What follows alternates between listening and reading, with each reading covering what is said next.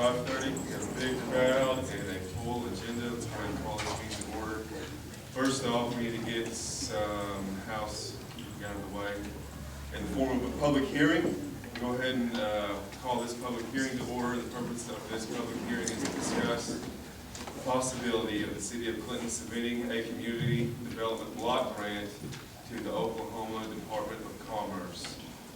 It looks like the next sentence asks me, or tells me, to ask for any community feedback from interested citizens. Do we have any interested citizens in regards specifically to the block grant that's on the screen above you? Steve? Well, Council, I just remind you, this is for the ladder truck, fire truck. This is a estimated grant of $141,000 towards that truck. We did the survey about 6 months ago, I believe, that we qualified for CDBG money, and so we are putting in for a potential new ladder truck to replace our Good deal. Okay, what was the size of the grant? Our portion looks to be around $209,000. The portion from the grant, we estimate $141,000. Any comments from the council or audience? Regarding this specifically? Okay, so we need to go ahead and close this portion of the meeting, is that correct? Now, entertain a motion to close this public hearing. I'll make a motion to close the public hearing. Councilman Huglen? Yes. Councilman Smee? Yes. Councilman Lowry? Yes. Councilman Rudolph? Yes. And Mayor? Yes, ma'am. Straight to agenda. Everybody stand up, please. Looks like we have Ms. Tricia Townsend tonight to lead us in prayer.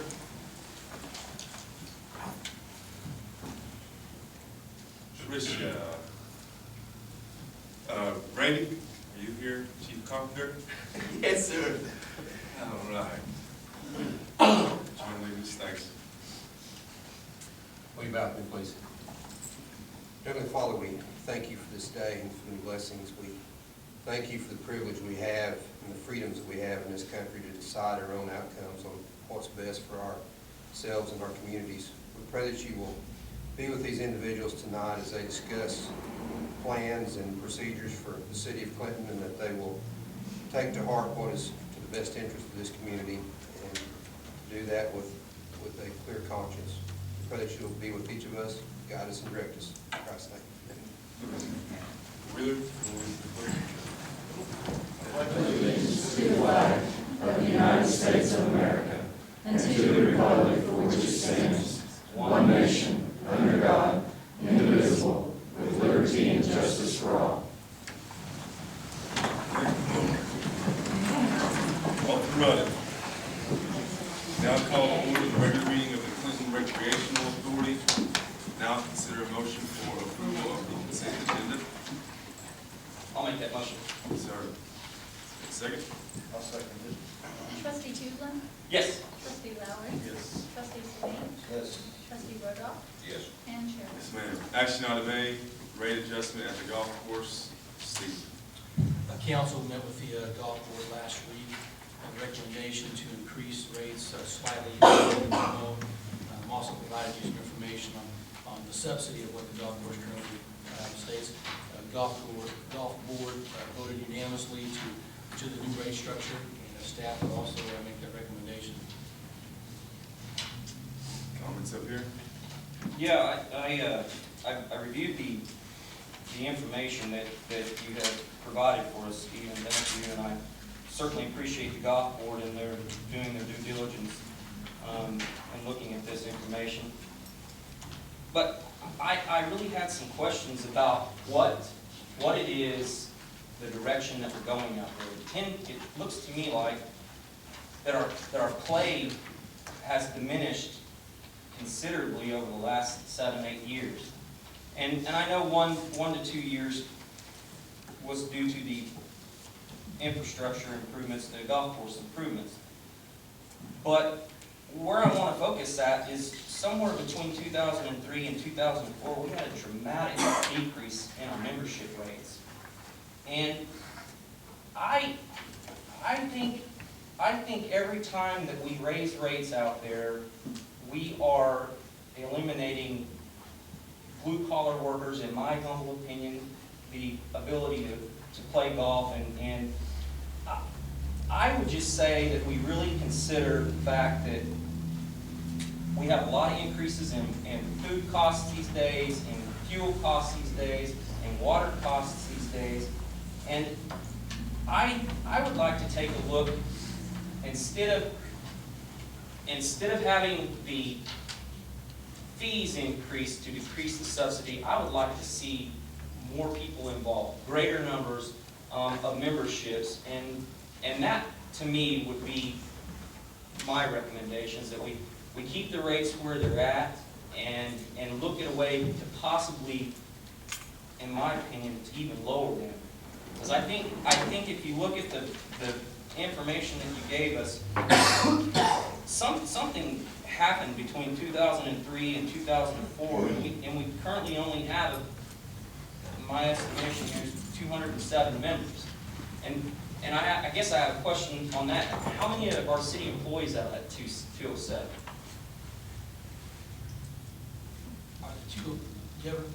Are the 207, does that include city employees? I am not sure.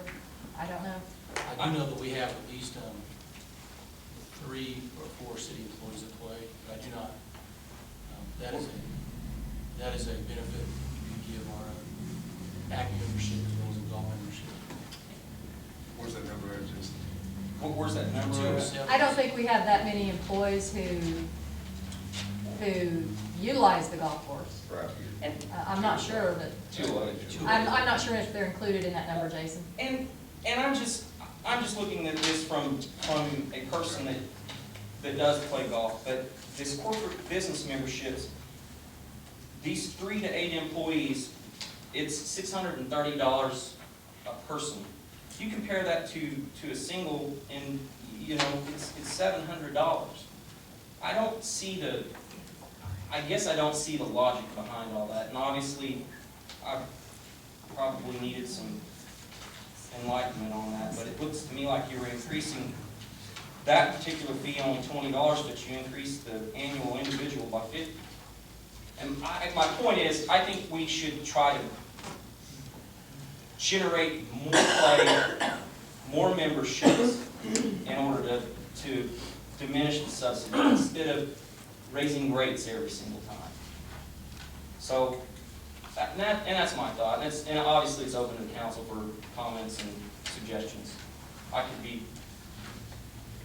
The number that I look at that I think is really interesting is on the very last page of the supplement that we got, and it's right there on the screen.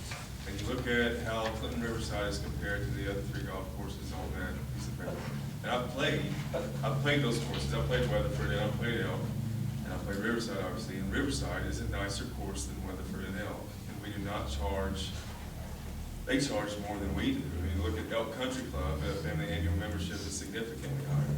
And in reality, I understand it's always unpopular to raise rates, but in reality, if a guy or a person or a woman or anybody is thinking about joining the golf course, for example, an annual individual membership, I don't think the difference in $700 and $750 is going to deter that person from joining. In reality, I don't think that it will. And I'm not one for micromanaging, and I know that the golf board is somebody who's out there every month thinking specifically about the golf course, and they approve these rate increases, and I am one to think that they probably know best. But the numbers indicate that the total rounds played are dwindling, and our membership numbers are relatively staying the same, and they've dropped dramatically in 2004 and 2005. I'd like to know really what the rates were back in 2004 or 2005, or excuse me, 2003 and 2004. Something had to happen during that time. Our population didn't decrease. 2004, 2005. Yeah, you see it there. We went from 412 memberships, 247 singles, and 165 family memberships to 134 singles and 73 family memberships. And we currently have, well, they're not broken, let me see if they're broken down. 34 members single, number. Right now, they're not even, they're not, the fiscal year 10, 11, 12, 12, 13, they're not broken down into singles and families, but it's apparent to me that it's a travesty for just 45 families to be a member at our great golf course. I think we should market it as the most attractive economical golf in western Oklahoma and the most affordable. And we can't compare, in my opinion, you can't compare Weatherford and Elk City facilities or a golf course because we have the nicest golf course, there's no doubt about it, but there are little intricacies on either side of us that make their financials a little bit different than ours. And I really, obviously I don't like the fact that we subsidize the golf course like we do, but we have to have recreation outlets for our community and for our citizens. And in my humble opinion, I think we would be better served by looking at maybe a rate reduction in order to see if we can gain membership and more play. If in fact that doesn't happen, maybe do that for a year, maybe 2 years. If in fact that doesn't happen, then we adjust rates accordingly to where we're at.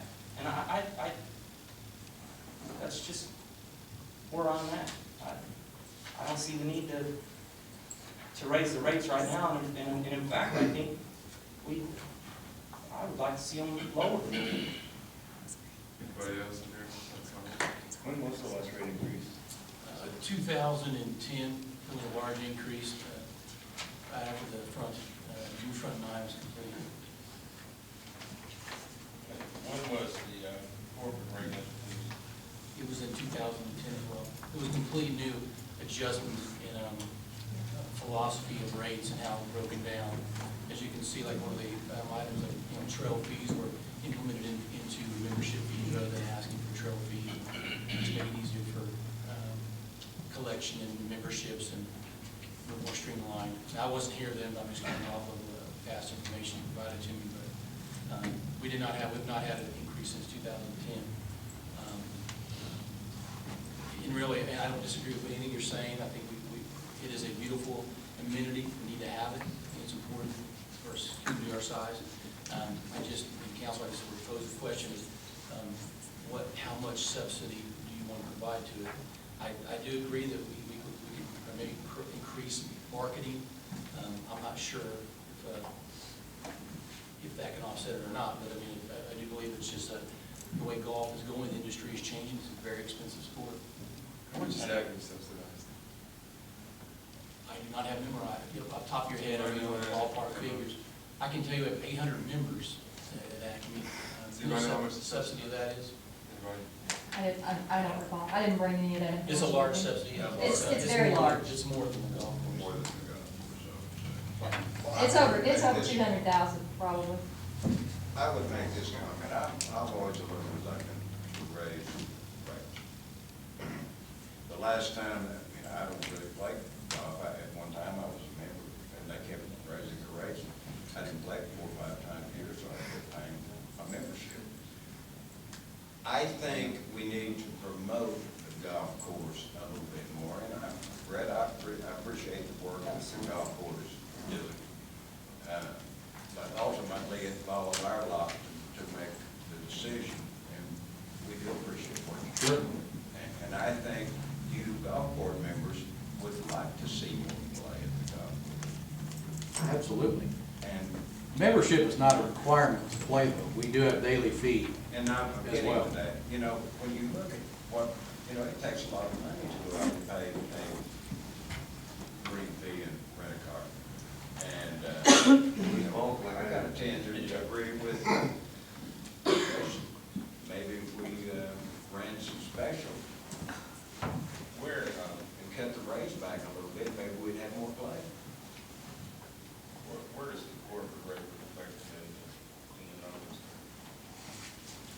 It's going to be, if you look on the commentary, It's in the very first page there. it's the very first page of it. But it is reflected in Yeah, the commentary, you'll look right here, There it is. corporate membership. And the bottom line is just, you're looking at an additional $10,000, all we're gonna be able to generate from this increase. That's assuming we keep the same number of members and That's the same correct. amount of play. That's correct.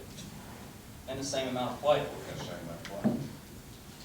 And the numbers have been, I mean, they're accurate. We had, almost 1,000 less, a little more than 1,000 less rounds played this year than we did last year. So, I mean, the trend, you can see it if you look at this. It's just, I actually would just like to see a decrease in the rates, brings people from the neighboring communities to join our beautiful golf course and play more golf out here. Your first, the years of 2004 were the ones that you saw a tremendous drop. Mhm. Yeah. Having played in Texas, I don't know, just, been addicted to it. We saw this probably nationwide, and I think it's more due to the economy than anything during this year, which we saw golf and play less play. Brett, But $10,000 is not a lot of money. What are we gonna gain from increasing, other than just $10,000 in itself? What benefits are we looking for with $10,000 increase?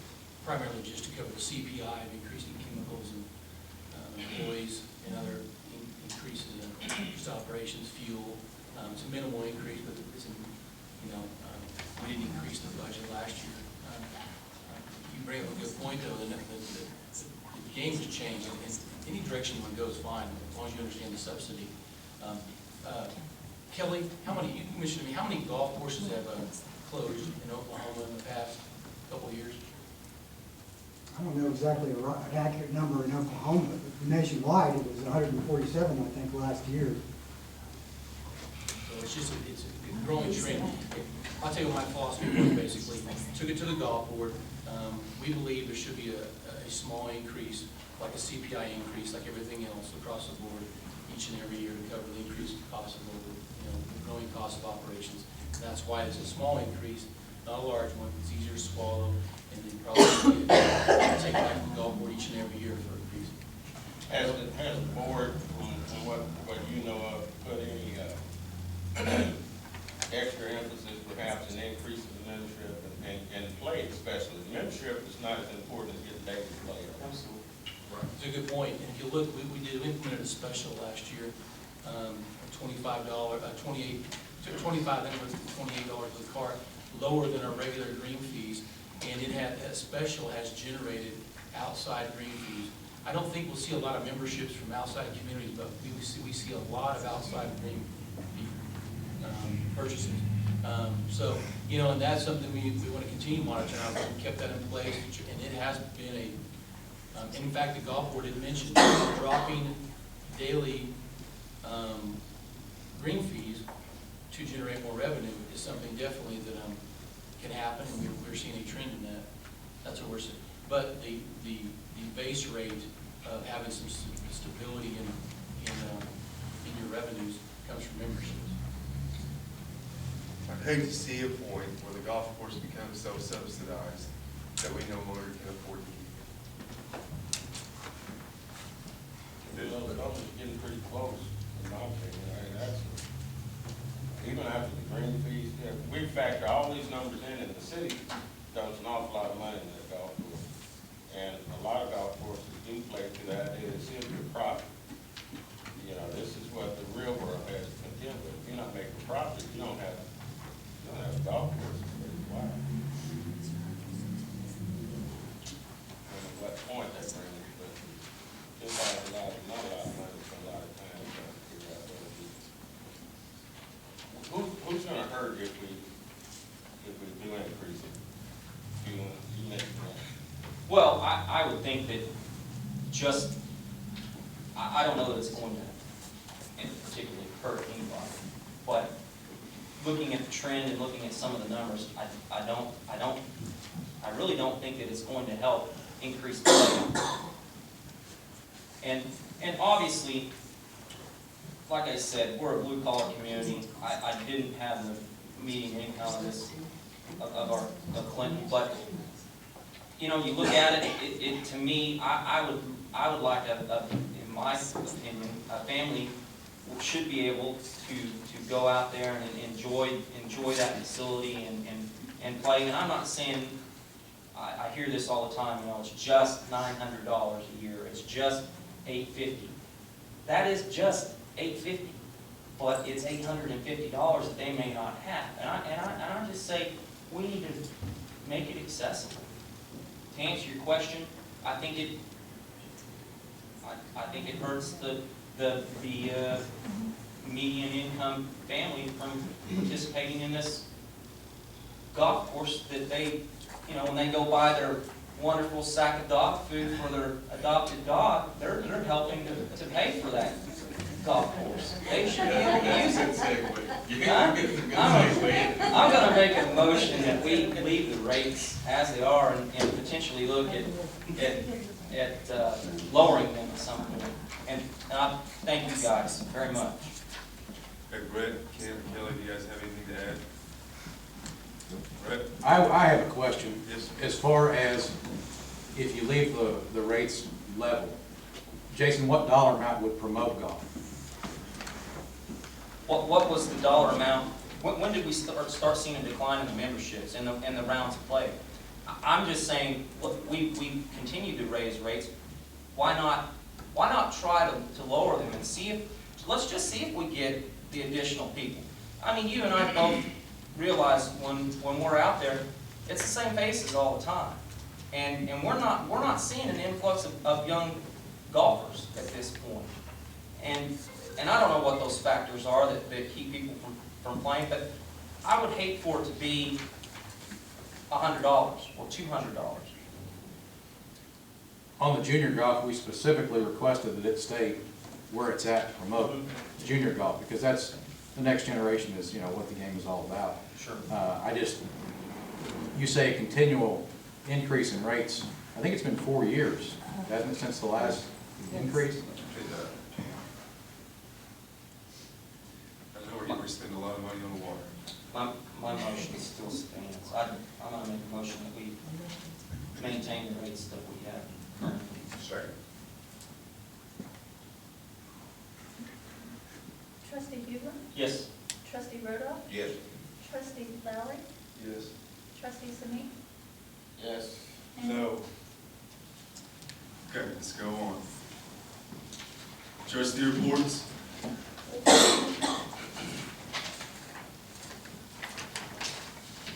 Hearing none, city manager's report, Steve. Hey, council, just one additional thing, the golf course, had a phone call today with Brent Holmquist at ODOT. He mentioned to me that there's potentially a historic bridge south of Carter, he wants to show me, that sits on State Highway 34. We have, and the reason it's segued into the fact that our current suspended bridge is aged many, many years. We may need to look at a new bridge in the future. He said in 2017, this bridge was scheduled to potentially be replaced. And so there might be the potential of ODOT giving that bridge to us, so we could potentially use that as a bridge in the next couple of years to place as a bridge over Washita River to replace the suspended hanging bridge. And I just wanted to explore more information with ODOT and with Brent, but could be potentially an answer to a need we'll have in a couple of years. So just a little update on that, and I appreciate ODOT and what they offering that opportunity. That's a scary bridge. It can be scary, yes. We're constantly dealing with the wood, and unfortunately, it's an ongoing issue. It has been there many, many years, and it's getting to the end of its life. All right. Audience participation, energy time. Talk about the golf course. Seeing none, consider a motion to adjourn the recreational authority meeting. I'll make the motion to adjourn. Second. Trustee Huber? Yes. Trustee Rodoff? Yes. Trustee Sami? Yes. Trustee Lowry? And Chairman? Yes, Public Works Authority agenda. Now consider a motion for approval of the consent agenda. So moved. Do you have a second? I'll second that. Trustee Huber? Yes. Trustee Lowry? Yes. Trustee Rodoff? Yes. Trustee Sami? Yes. And Chairman? Yes, ma'am. Action item A, lease agreement with Allied Waste Systems, Steve. Well, Council, you're probably wondering why the lease agreement with Allied is in the Public Works Authority, not the Sanitation or Solid Waste Authority. And that's because this agreement originally was prior to the Solid Waste Authority, if you remember, Don. So that, it's never been transferred over. So and basically, the lease is up. You need to extend it with an amendment. Been working with Allied Republic on this, and we recommend, the attorney has reviewed and approved it. This would be a slight increase to the rent, but another 5 years of the land. The land is ours. We rent it to Republic Allied, which is our wire transfer station that they own and is built on. Any questions up here? Did it say that they rejected a long-term? Yes, we tried to get a new long-term agreement. Their corporate office actually rejected that and came back with a 5-year amendment. Couldn't tell you, didn't get a lot of reasons why. So probably coinciding with our current agreement, but our current waste agreement is an ongoing 5-year extension, so it's like an unlimited amount of extension. So I don't really understand why not a long-term, but we don't have an issue with a 5-year extension right now. It's not much money anyway. Anybody else? Do we have a motion? I make a motion to approve this amended lease. I'll second that. Trustee Rhoda? Yes. Trustee Lauer? Trustee Huber? Yes. Trustee Simi? Yes. And Chairman? Yes, ma'am. Action item B, just to move into executive session and discuss with legal counsel our agreement with FOSS. So, and I think we can get it, yeah, go I ahead. have a comment. I want to discuss that before you ask for a motion. I'm not in favor of going into executive session to discuss any type of litigation laws. You know, we've got our board members, you know, you were at the meeting, Steve, and they did get the rates down. I do not think we want to entertain even any type of discussion about litigation with FOSS. So therefore, I'm not in favor of going into executive session. What are you in favor of? I have a comment that I want to make. Yes, sir. I have a handout for each one of the council members. All righty. Just a second. Thank you.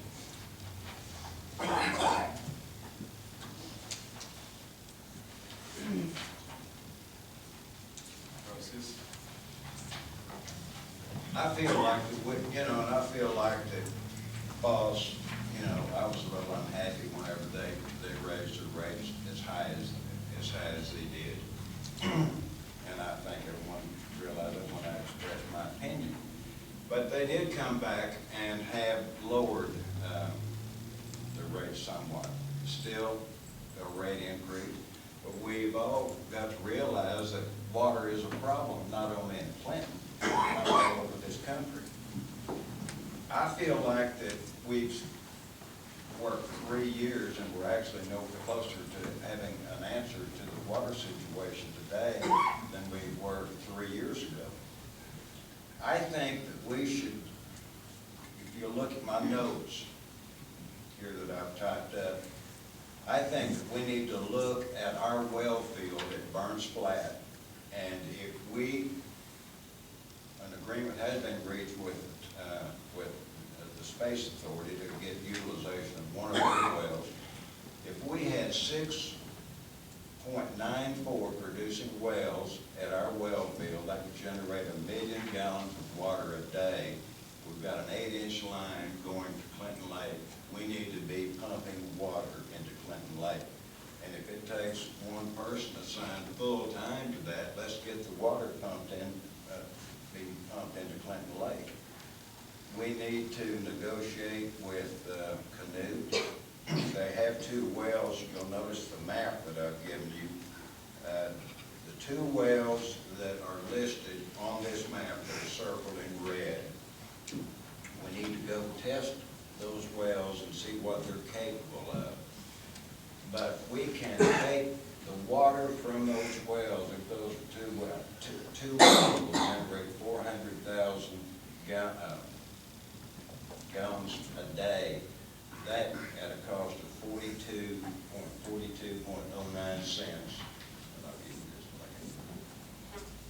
that would cost $168.36 a day. And rather than hiring an engineer to go engineer a pipeline, we need to do like Chesapeake has done, and pipe this water in poly pipe and pump it into Clinton Lake. That's only, if you look at the map, it's only 5 miles to Clinton Lake from these wells. And I've been involved with Chesapeake, where they have pumped water from Haggard Road to a pond that I have, and it's exactly 5 miles away. They pump that with poly pipe, they dig the pond, they fill the pond up, and they frack wells out of it and drill wells out of that. And that can be done rather than spending $1 million on a water line. We can rent some poly pipe and see if it works, and if it's going to work, we can go buy some poly pipe. But we need to be getting, and then maybe if we start getting water in Clinton Lake, maybe it'll rain. But we need to be getting water in Clinton Lake. So then they have all kinds. And but regardless, I mean, those are all good ideas, but we're still, regardless, we're still in an agreement with FOSS for decades to come. We're not gonna quit FOSS. Absolutely not. This is not quitting FOSS. We've always had more than one source of water. We had Clinton Lake until it quit raining. We had Clinton Lake and we had FOSS. We're not going to quit FOSS. We're committed to FOSS. Yes, sir. But we need an alternate source of water. Then also, and I have item 3 down here. We've got that old water line that runs from Clinton Lake to the city of Clinton. The old water line, I think, is a cast iron line. And one of the biggest problems with that line was that when it went through the Jordan property, it was kind of like quicksand, and that line was very poorly, very badly deteriorated. And but the line that old line, I think, runs down the railroad right away, and that's really close to that well on Haggard Road. And I think we need to sample that water on Haggard Road and see if it would not contaminate Clinton Lake. We need to try to pump that water backward into Clinton Lake, and that would give us 3 sources of water to fill up, start getting water in Clinton Lake. And then if we did that, maybe it would run. But we need to be doing something. If we have to hire somebody full-time to work on this, we cannot be sitting here a year from now and not any further along than we are today. And we're spending enormous money on engineers, and we need to quit, and we need to use common sense. So I'm not in favor of going into executive session. In fact, I vote we don't go into executive session. I'm not. I think that right now, everybody knows that FOSS has significantly raised our water rates. And I think that if we go into executive session, our city manager and legal counsel are going to advise us as to how we can handle these rate increases. We're tied to FOSS, and I believe that if we're not going to talk about these rate increases, we are being foolish. Well, I'm not agreeing with that. I'm not agreeing with that. Do we have a motion? Anybody else up here? Yes, sir. Do we have a motion to move into executive session? To invite, Who made the motion? I asked if we have one. No. Do we have a motion to move into executive session and to invite our city manager? I think, because we are talking about specific rate increases that FOSS that we are under right now, it would be wise also if we took our financial advisor, Mr. Russ Meacham. It's there. We have to talk about it. I personally feel like we've done a considerable amount of due diligence in working with the rates. I think we have got some explanation. I think as our sole provider of water at this point, I want them to be financially sound. And I think there's a lot of things that they probably have come down that they're going to need the money for. And I don't see how the rate increase isn't somewhat justified. And I think I personally was awfully shocked by by the agenda item, and I think it'd be a bad signal to even think that we're thinking about pending legal action, so I'm also not for it. But if there's something we need to talk about, I don't know why we can't just talk about it. Yeah, I was shocked as well with the agenda item. I had obviously no communication that was going to happen until, how do these things get put on the agenda? Does the mayor, what is the routine for things to be on the agenda? Well, I mean, obviously the mayor can have something on the agenda, but staff brings up items that need to be on it. I think there's some misunderstanding about legal options, but I mean, you guys can do whatever you want to do. I had a conversation with our city attorney and asked if it was appropriate for us to discuss options because of the justification of the rates. And so that's why I was on it. In your opinion, Steve, is Foss right now financially stable? I think a third party would be nice to have make that answer other than me. Is there a possibility that we could communicate with Foss under the contract that we are in, we could get them to lower the increase that they gave us already? Is there a possibility? I think council needs to decide if you want to negotiate with them more or not, or are you satisfied with the current rates? Well, they lowered the rate, They lowered the overage. They lowered the increase, they decreased the increase. Yeah, The increase The is still assessment was substantial. still 20%. And we still have legal ramifications to get them to lower the increase. Well, we're not happy, I'm not happy, but We probably should spend more time trying to focus on finding an emergency water supply or backup water supply, and these things are going to happen. It's not just because they want them to happen, their costs are going up too. And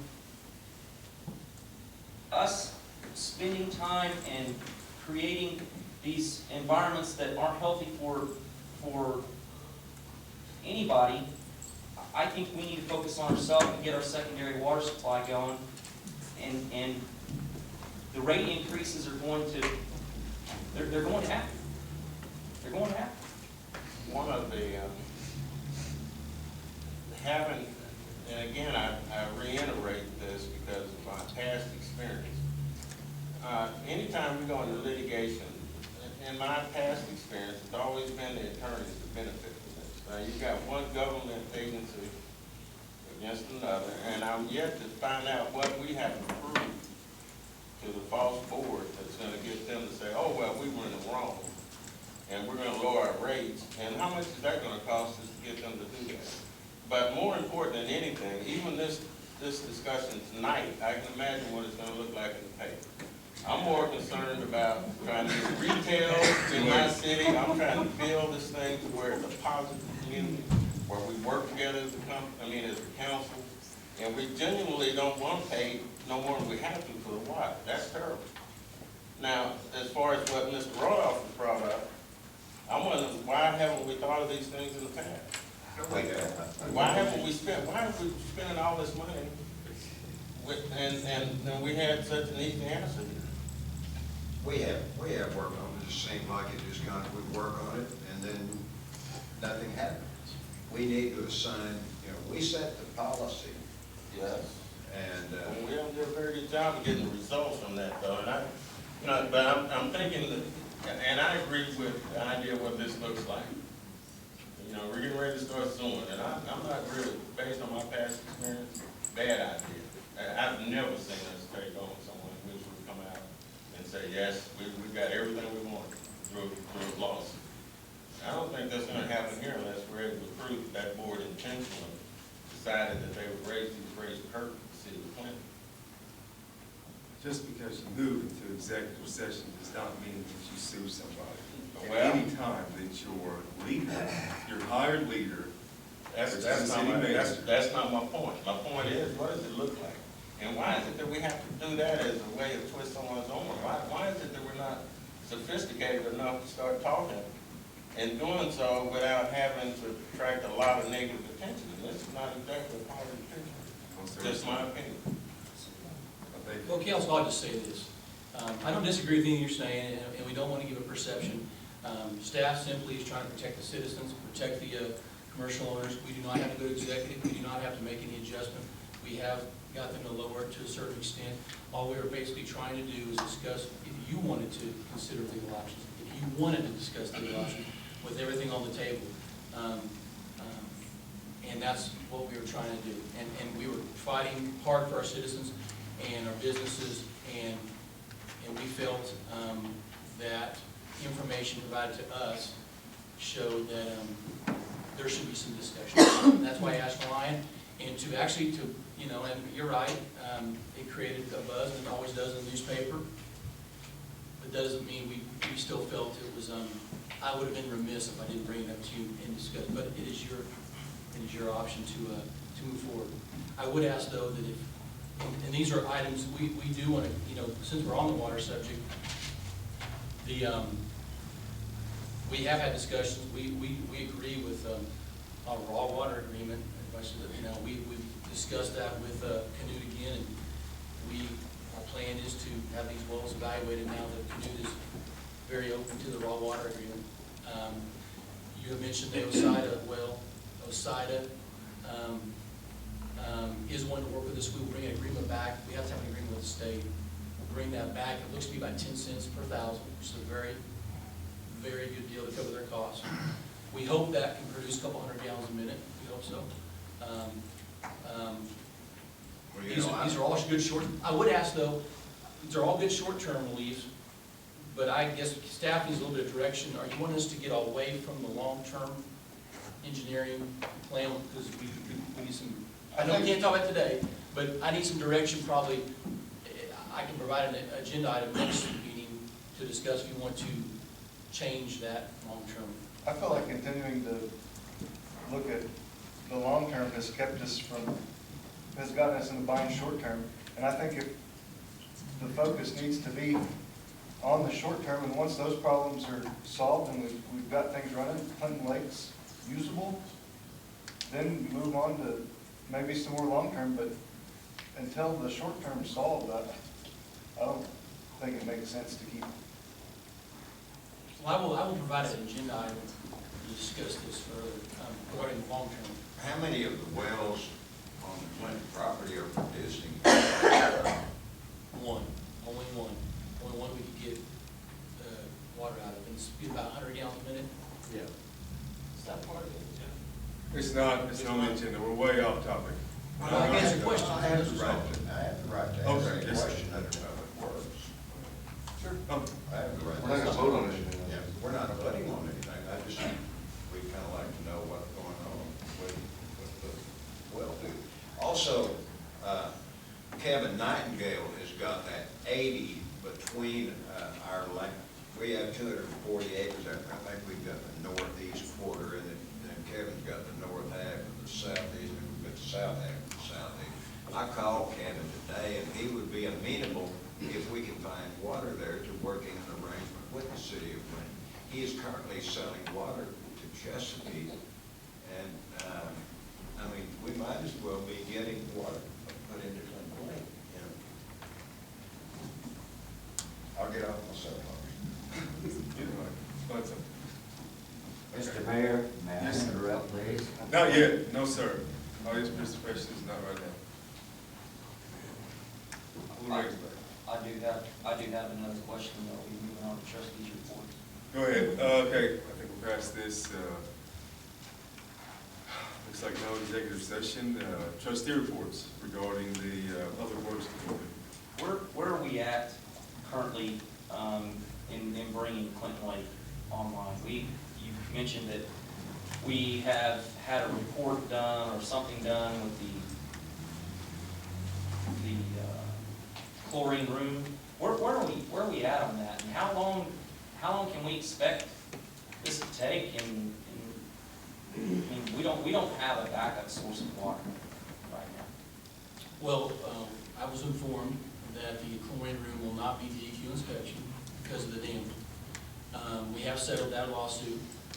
It is required by DEQ that an engineer report on the new plan is required.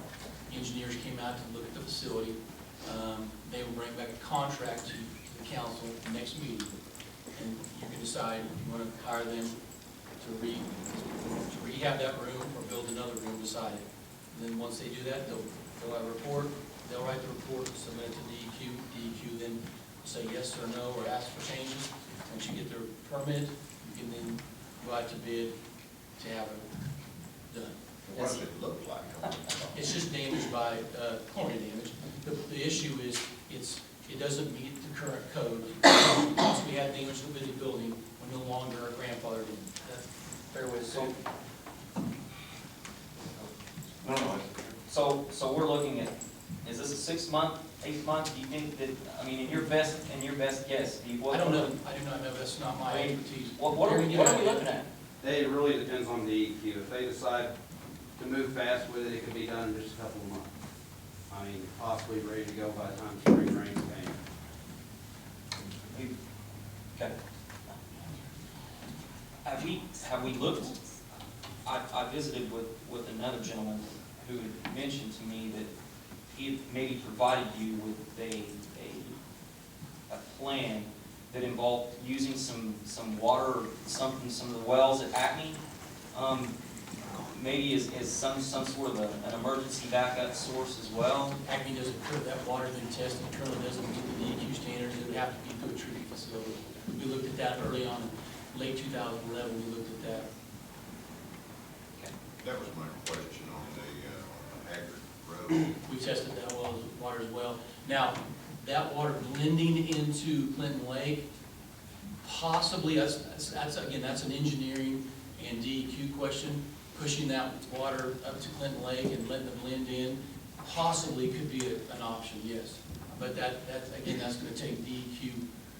Am I wrong here saying that, Jeremy? DEQ's gonna have to sign off on that. Yeah, that well tested high for uranium. The Hackett Road well? Yes. Okay. I have a trustee's report. Maybe credit, but I just think in any time, going back, I already lost the battle, your paid leader, take it for what it's worth, asks you to go into executive sessions, simple as that is, and you decide not to, you're probably making a mistake. Okay, any other trustee reports? City manager's report, Steve. Nothing further. Let's see. Oh, I'm sorry, I do have Oh. one thing. I do have one thing. I'm Yes, sir. sorry, I do have a sidetrack. Ice pigging begins tomorrow. So we'll see how that goes, and we'll see if that's a potential way to help our over infrastructure lines. So ice pigging will be out tomorrow. So we'll see how that goes. We'll give a report 2 weeks on how the progress is. Anything on a positive note?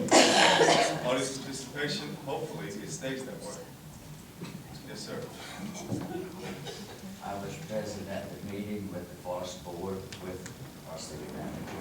Yes, sir. And I was not with him, but we were in the meeting together. And you would be very surprised at the hostility, I would call it, that these other cities that are involved in purchasing water from FOSS, if it hadn't been for the chairman, David Barone, very carefully working those people around from their original increase that they asked for.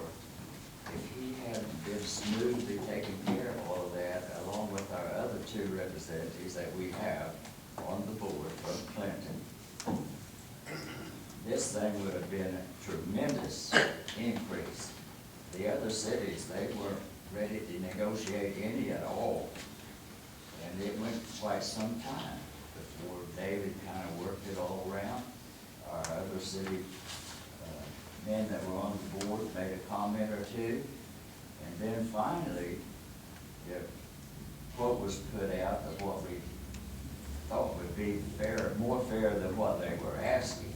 But it was a substantial increase. But it was much better than what all of the other board members were wanting to see Clinton pay for the extra amount of water that they use. Another thing, I don't know how many of you have been to Foss Lake or Clinton City Lake. I've been to both of them the past week. I worked there in Hill City and I go off that way. And Mr. Rodolph made one comment about the weeds and so forth that they grow up in the Clinton Lake. And I know for a fact that there was another city in Oklahoma that had this same problem. Once they put water back into their lake, with all of that dead foliage in there, they had tremendous amount of problem of cleaning that water up to make it suitable to use. And Mr. Rodolph made a comment on that, and I think that's something we sure need to look at. It needs to be done right away before we start putting any water in there. We also, I think that I'm right, don't we have another well that is on the property that the Clinton Lake is on? Yeah, what's that produce? The well back behind the plant, it produces about 200 gallons a minute, but it's intermittent. It may only run for 2 hours. If it runs dry, sometimes it'll run 2 or 3 hours. So the water table is not there to replenish That is correct. on that particular location. How many acres do we have around the lake area? I don't know roughly. There's about 1,000 acres out there. Oh, so we have quite a bit of land opportunities. I mean, drill other well in other locations. We'd look at We These just are drill test wells. And I made a comment before about these wells out there at Burns Flat, and I don't know where it went to. I thought at one time that they did run a test on that not too far back. Apparently maybe they didn't. And what I understand it, there are 2 wells that are favorably close, as Mr. Rodolph said, that if we get them tested, get them in production, let's go fiddle around with it, let's get it done. Weatherford has 13 wells, and they use 9 online all the time, and then rotate that 9 through the other 13. And that whole complex over there in Weatherford works off of that field of 13 wells. And of course, if water is there, we need to get some wells drilled and get it done in a hurry. Foss Lake may not even get replenished. You know where that went to? We got, what, 5 years, and then it's gone, it's dry. I'll make another comment that was kind of brought up. That's one, let's move it along. Let's get going. The city of Clinton newspaper Yes, sir. quoted about 3 weeks ago that there's no hostility or any confusion or anything from the city of Clinton and the Foss Lake people. Everything was going smooth.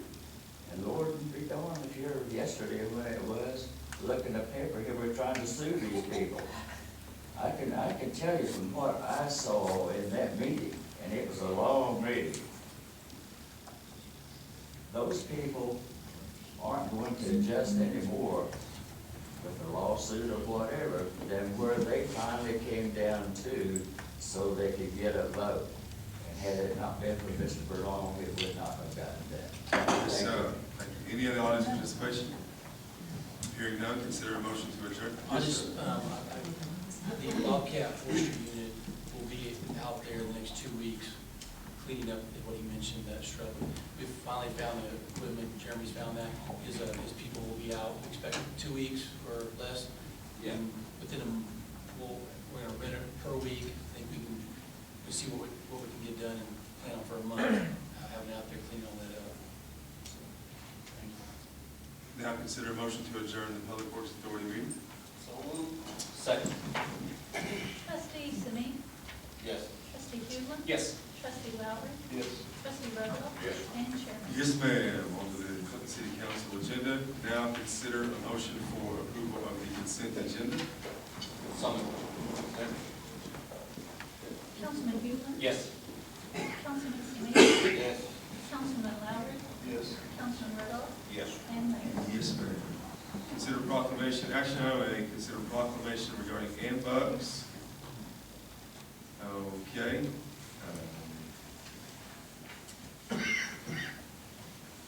Looks like this proclamation in regards to the AMBUCS is to bring visibility and attention to the needs of individuals with disabilities and remind our community that their generous support is most appreciated. And so is AMBUCS. So now I'll go ahead and make this proclamation. Oh, do I need to entertain a motion to let me go ahead and make this proclamation? Can I have, Move you be authorized to sign the proclamation. can I have a second? I'll second. Councilman Rodoff? Yes. Councilman Huglen? Yes. Councilman Lowry? Yes. Councilman Samik? Yes. And Mayor. Yes, ma'am. I'm going to sign later on, February, will be AMBUCS visibility program. Action item B, consider bids on oil and gas lease on the cemetery property. Council, we mentioned to you that we had a little bid on some leases that ran out, and so we advertised that, and I'll show you that. You didn't see that.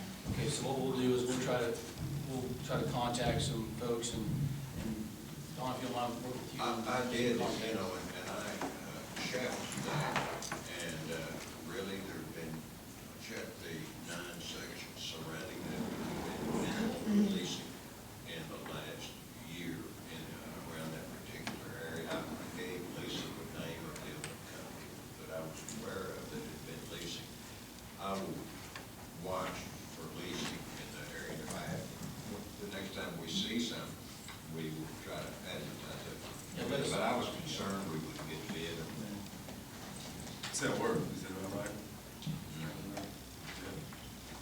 Well, I think between 500 and 1,000. So, is there no action taken there? This.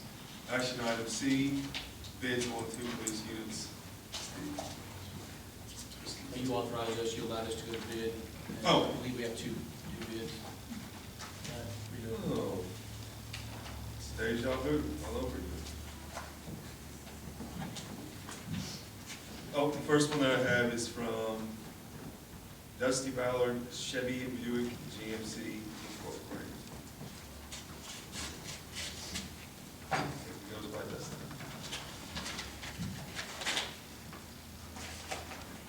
All right. First bid looks like it's just one bid. It's for a Chevy Impala 2014. The base bid, meet all specs, is $21,650.70. And then there were some alternatives or options. He didn't list any, so that is his bid. This one listed on. Second one is from Mackenzie Ford.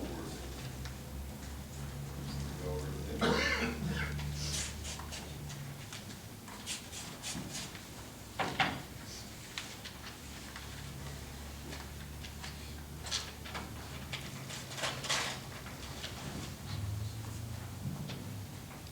This is for, it's just one bit again, it's like. It is for a Ford Taurus 2014, and McKinsey bid is $23,904.81. And that's it, same thing. Have any motions or comments? Oh, is that it? Yes. That's it. I move that we refer these bids to the manager to see if they meet the specifications. I'll second that motion. You might suggest which one you wanted to take, lowest and best. You wanted to take the lowest and best. Lowest and best, you know, make sure they meet the specs, lowest and best bid, then bring it back to the council at the next meeting. Lowest and best. Councilman Rodoff? Yes. Councilman Huglen? Yes. Councilman Samik? Yes. Councilman Lowry? Yes. And Mayor. Yes, ma'am. Swimming pool filter pumps, consider bids. Second one, open up some more.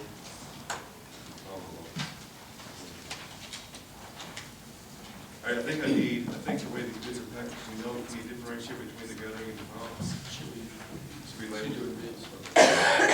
Oh, yeah, it is. Filter pumps, and And this one does not. So I'm not, Differentiate. right, so I'm not, and they may have 2 different bids in it, but I don't know. okay. Let's go, let's see. Oh. It's like very complex. Bid, Steve, also busy.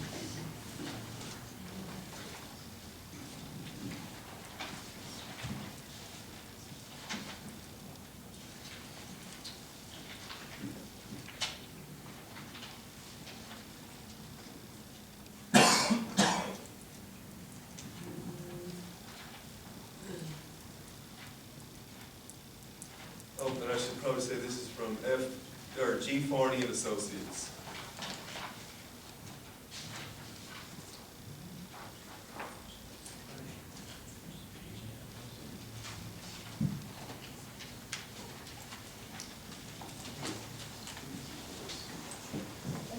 There it is, I got it. Okay, here it is, from G. Farney and Associates. His base bid to meet all specs is $129,500 even, $129,500. G. Farney and This one Associates. does say filter and pump. Pumps, and this one is from, Pool Equipment LLC.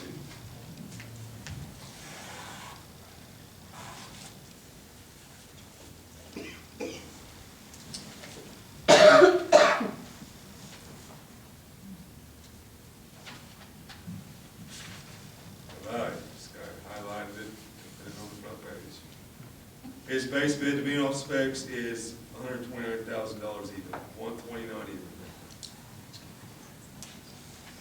I'm going over this one just to see. They would, That was Yes. filter and pump. yes, sir. Both, Yeah, both of they had a those. mark, yeah, and I think that there's gonna be substantial difference in the bids with the other styles that we got. This one isn't marked, either filter pumps or full guttering, so we'll go ahead and open it, and it is from Leslie's Swimming Pool Supply. All right.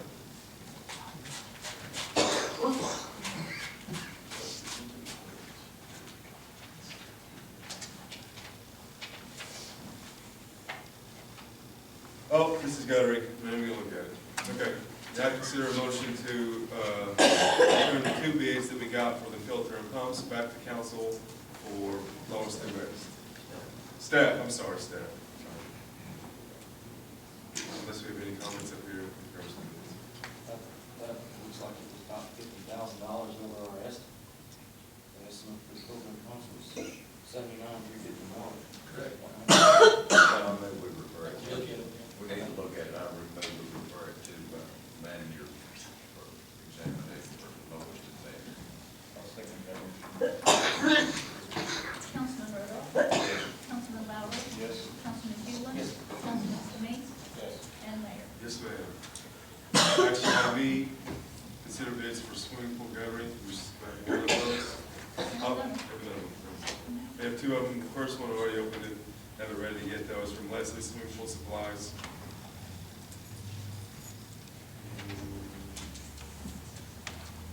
This one is $99,000 from Leslie, $99,759.39.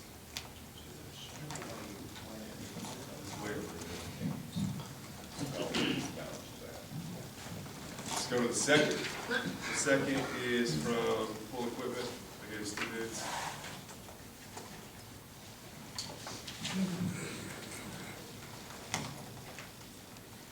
And this one is $254,500 even.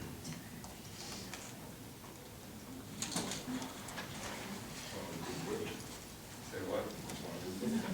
Yes, sir. Now entertain a motion to refer these back to staff for lowest and best. I so move. I'll second that. Councilman Lowry?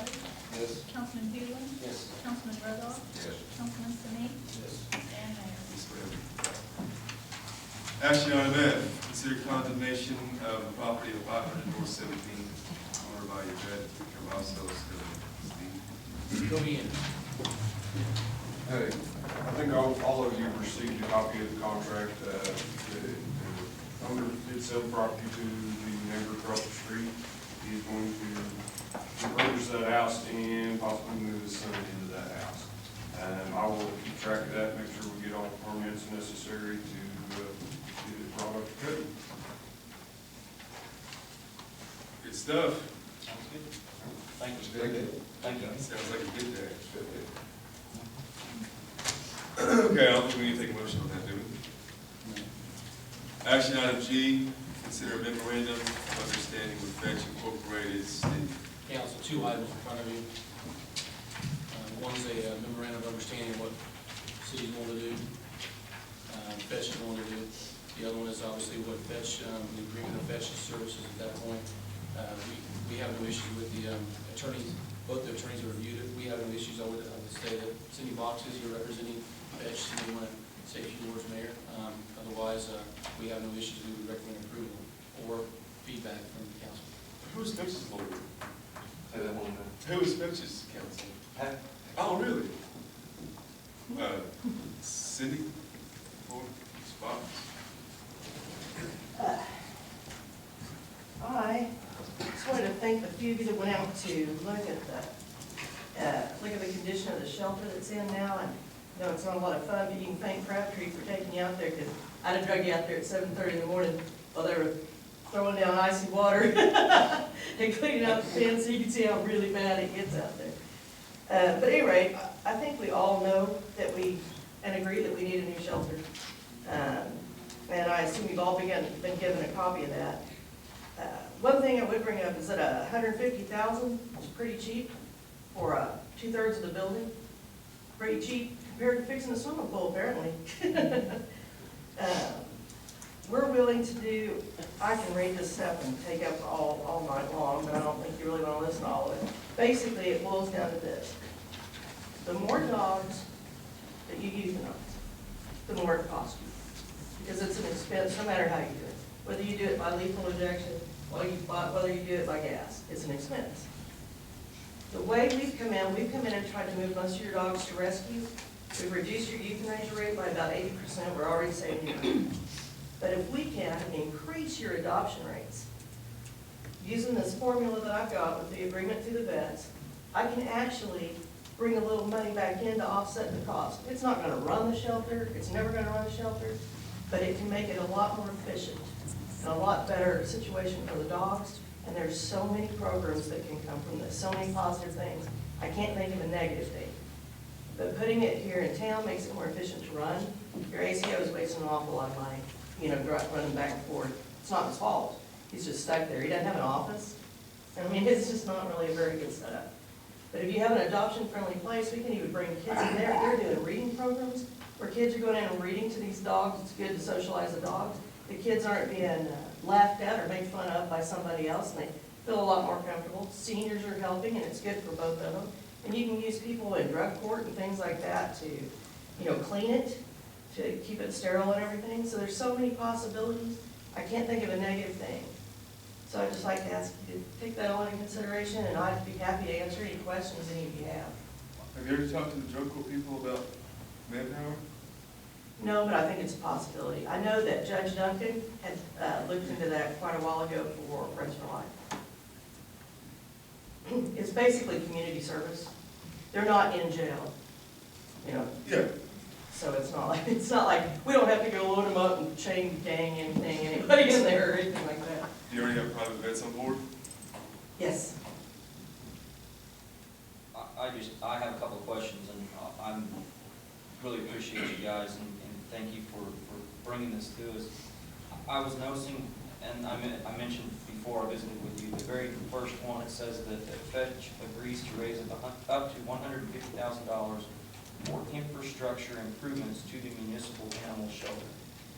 And on Steve's agenda commentary for the agreement with Fetch, it says, memorandum of understanding has Fetch raising $150,000 toward a new animal shelter. And we do want a new animal shelter. I think doesn't that first line need to probably stipulate that they... We did ask for that. We were running out of time. They're It wanting... allows us flexibility if we word it this way. Obviously, we're going to build, it's the intent, and we intend to build a new shelter.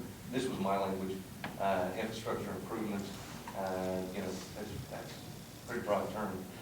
But obviously the intent is to build a new. Right, but the second one said the city agrees to budget for matched funds, and it says for the new construction of a municipal animal shelter infrastructure in the 2014-15 fiscal year. I'm happy to take whatever suggestion you want. That's We want to amend that first one to say, to basically for the construction of a new municipal animal shelter I'm infrastructure. good with that. We don't drop another dime on that old shelter out there. And I have two other questions. On this agreement, well, it'll be on the next, are these both hand in hand? Do these go both No, hand? one separate. Okay. I'm good. I move that we adopt the memorandum of understanding with Fetch. Make the recommendation, make that change. With the change, recommend change. Which is what?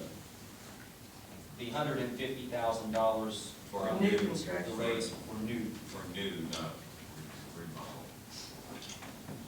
paragraph from one that we wrote down.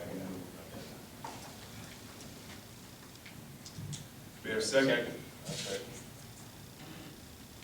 Councilman Rodoff? Yes. Councilman Smith? Yes. Councilman Lowry? Yes. Councilman Hewland? Yes. And Mayor? Yes. Action item number 8. All right, that's what you should do. Action item H, consider agreement with Fetch Incorporated.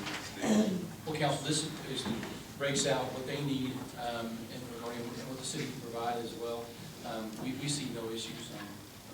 Feedback from council, otherwise we would recommend approval. I did have a question. It basically says that Fetch will have the exclusive responsibility for all adoptions of dogs and cats from the shelter. Does that, obviously that means that if we do something with Friends for Life, that they will not be able to come in and do adoptions out of the Clinton facility. Is that? They can pull animals out of the shelter anytime they want to. I pulled them for them. I don't have a problem with that. There's hundreds of rescues that our animals go to. I got one going this weekend out of Albuquerque, New Mexico. I don't have a problem working with other rescues. It's just saying that we will be responsible for the paperwork, and there's a reason I want to do that. And I have set up Pet Point software. That's that free software we were telling you about, that's so expensive to go buy that we can get for free. And I'm using that now. Every time our animal control officer picks up an animal, I register it. Is it a stray? Is it surrendered by an owner? Is it injured? Is it intact? Or is it spayed or neutered? They're never spayed or neutered. So, but anyway, we track all of this, and we track all this information for us for purposes of getting grants to help with the last item. Also, we have the ability to go through there. We can work with the local vet. We've worked out a contract where we'll get a lower rate. We will take these animals that get adopted from the public, when they're adopted by the public, to the vet, make sure they're spayed and neutered and they're rabies vaccinated before their feet ever hit the ground. Because the way you're doing it right now, it's not even really technically legal, because you're supposed to be leaving a deposit. You're supposed to have to leave some kind of a deposit and pay the $15 to $30, whatever. And I don't think we're collecting any deposit, because there's no follow-up. There's no way. You got one animal control officer, you can't expect that from them. Basically, we're trying to help out there. And also on the public side, they go adopt a $15 puppy from the shelter, and they'll sign that. Sure, I'm gonna spay and neuter this dog, and then they call the vet and find out it's $180. You think that dog's ever gonna get fixed? It's not gonna get fixed. In another 6 months, it and 6 puppies are gonna be back at the shelter, and we're gonna have to take care of all of them. So this tries to eliminate all of that, but we're not trying to exclude any rescue at all. I even have it set up where I can put it in a system, transfer to rescue. And I'll happily transfer Friends for Life, any dog they want, because there's too many to save out there now.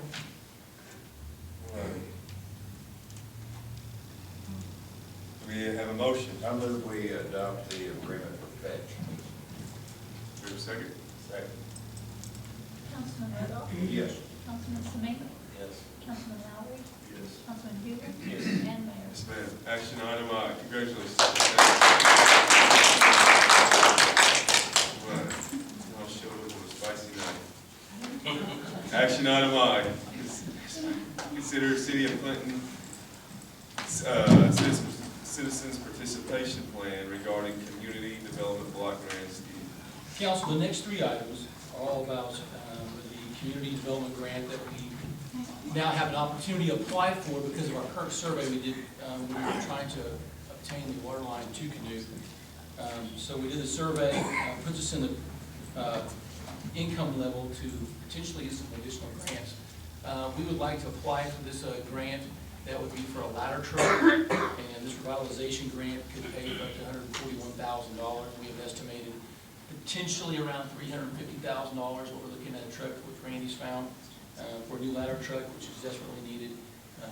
So like all these three items, the plan, and both resolutions are all related to that. And Clyde is here. Any questions, and SWOTA will administer the grant for us.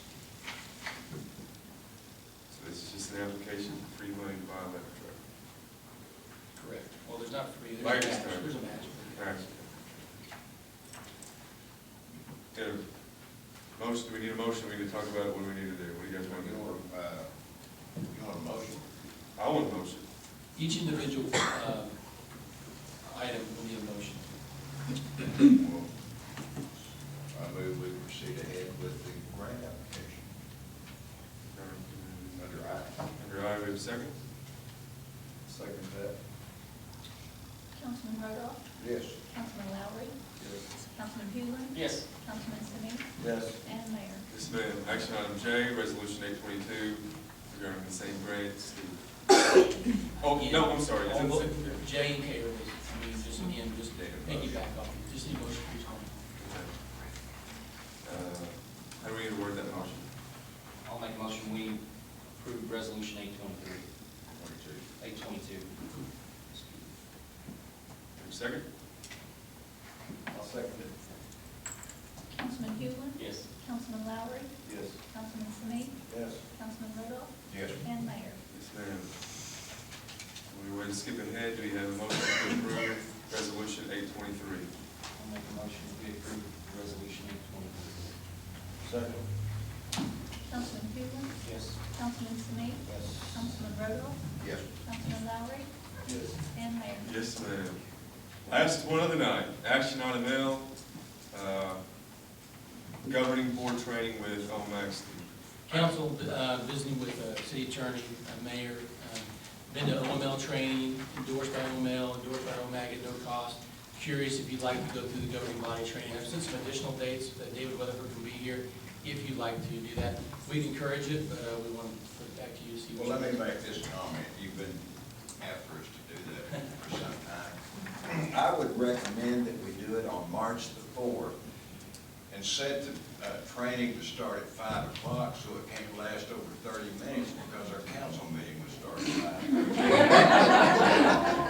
5. I honestly need the training though.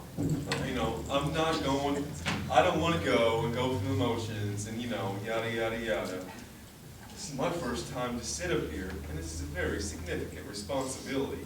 I want somebody who is educated in this to let me know what I can and what I cannot do so that I can be a more efficient and better mayor. So I don't want to start at 5, just because I want. How about 4:45? I want to take it serious. Why is March the 4th on there, we have council meeting on March the 4th? Because that was just the day he was available, so if you wanted to have it before or after. That's not a good day, because we have council. Well, I know, that's why I said we had it before our council meeting. How long does it normally last? Should last. At least an hour. That's what he suggested, an hour, but you can have it as short as you want. Let's do a 30-minute. Oh, you're killing me. I have more it's questions free. than last one. Exactly. What? Do you want it to be an hour? I really like for it to just be unrestricted in terms of what we have to do next, you know, and that's, he's doing this thing open-minded, that we're there, to learn whatever he's gonna teach, and not be concerned about the next council. Oh, I'm second that. Second that. Let's pick another date, the 13th, See the 17th, 18th, 19th, 25th. well, the 17th or the 13th, oh, okay, I knew I had it there somewhere. The 18th is another council meeting. We can party on the 17th.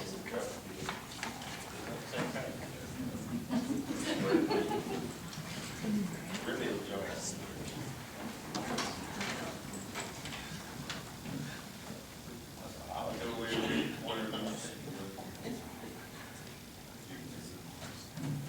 if it just started at 4 o'clock on 4?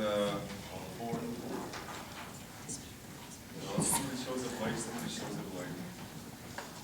Not going to tell. Okay, so I move that we go ahead and accept March 4th at 4 o'clock. We have a second? Second. Yes, sir, thank you. Councilman Snead? Yes. Councilman Rodoff? Yes. Councilman Huglen? Yes. Councilman Bauer? Yes. Mayor? Yes, sir. Thank you. All right. Council reports? Everybody reported out? City manager report, Steve?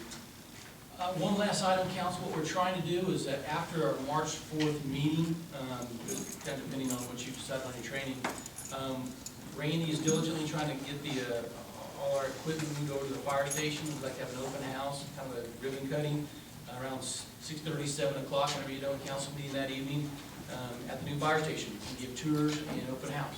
So we'll put that on your agenda, and that's important for us, because we'll have to post that, everybody will be there, but if you have no issue with that, we'll plan on that, and so you can just adjourn here and go to the fire station. Next meeting? Our next meeting. Yeah, that's good. Audience participation? Yeah, yes. Steve, we need to get some reports on how things are going on these wells. You know, when we get,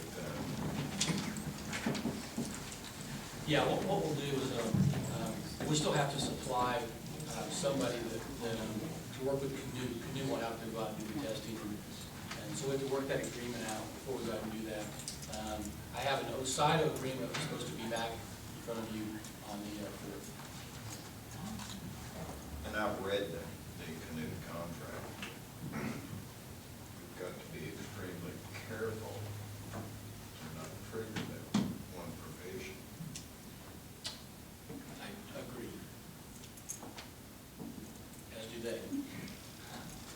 Right. That's why we need to find out, is truly there water there for many years to come? That's the biggest concern we have. So we'll have to get those checked out, and we'll have to spend a little bit of money to do that, so. I'm gonna find out who Chesapeake's been using, that pipe and PVC. I'll find out what they call it, and, let you know. Because that 5-mile line that they only used 2 miles of that 4 or 5 miles, and that's exactly, I've driven it out, I've mapped it out, and it's 5 miles, and,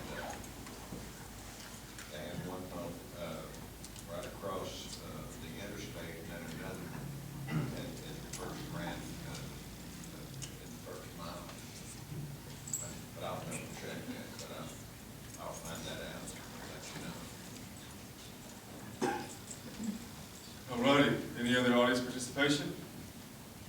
Now I consider a motion to adjourn this meeting. So moved. Second. Councilman Snead?